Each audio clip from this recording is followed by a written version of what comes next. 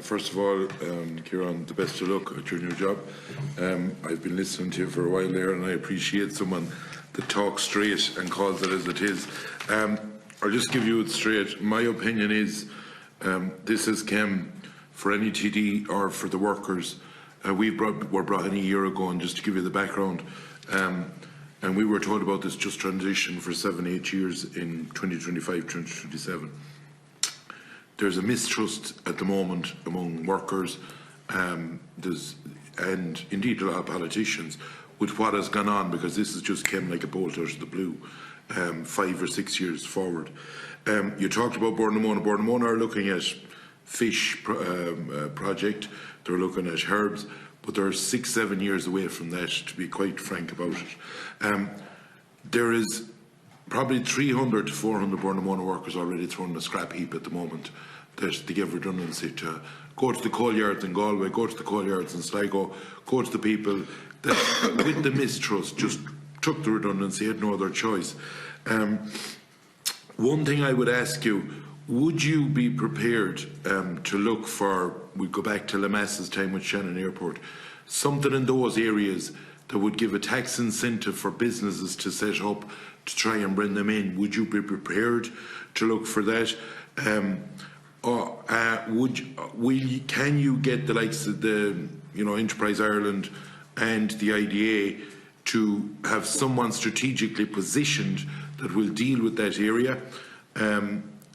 Are you of the view, say, in my tallying up, and I've heard your name in the thing, Galway and Roscommon even gave the peat across to Shannon Bridge and to Lanesborough. But there's about 8 counties, in my opinion, that's affected by this.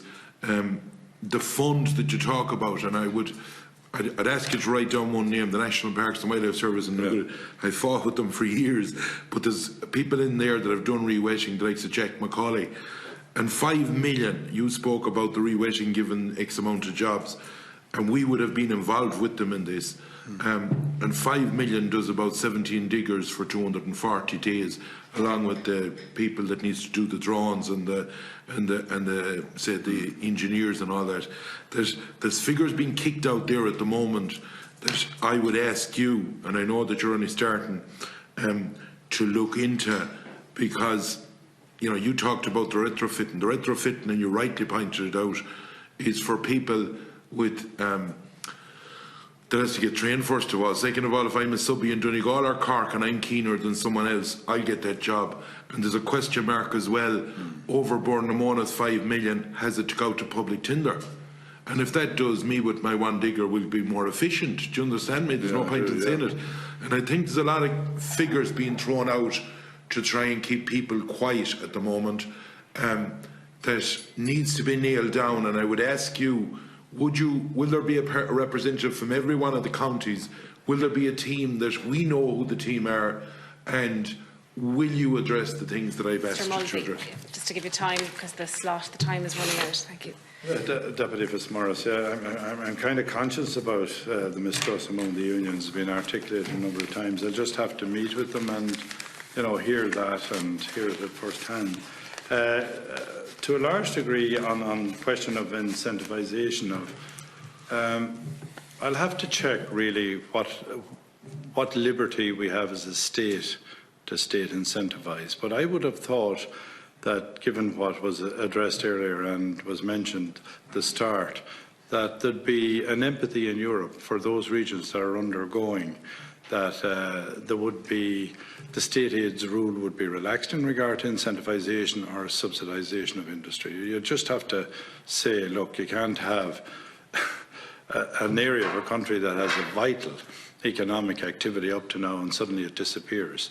We have to get alternatives in and renewable energies in, etc. So it'll be depending. I'll have to be briefed and informed about that as to what it is. But it always to me is, there is a national imperative to break down the centralisation of the provision of industries and services in our cities, and particularly in Dublin. Like, it's creating all kinds of problems. Housing being one of them, but it's creating traffic, transport, artery, it's creating a whole myriad of problems. This centralisation of office distribution industry in Dublin, in particular. On the National Parks and Wildlife Service, I've only found out recently, but the National Park and Wildlife Service own about 80% of the bogs in the country. In fact, it's bigger than, like, it owns more than Bord na Móna in terms of bogs, and they're spread out all over the country. You know, it's one of the biggest land owners, and it's all around these tracks, trails, and trying to get new industry support there, new outdoor activities and everything else. So I'll be meeting with them too to see what their view and their experience. I had heard about their experience around wetlands and replenishing bogs of that. And then on the issue of procurement and the industry, there's no point creating a retrofit system or any other system if this goes to procurement. It's above a certain threshold. Companies from the United Kingdom can come in who have probably more experience in Europe, and you have to award them the contract. Like, where's the sense in that? So we need to measure this well and plan it well.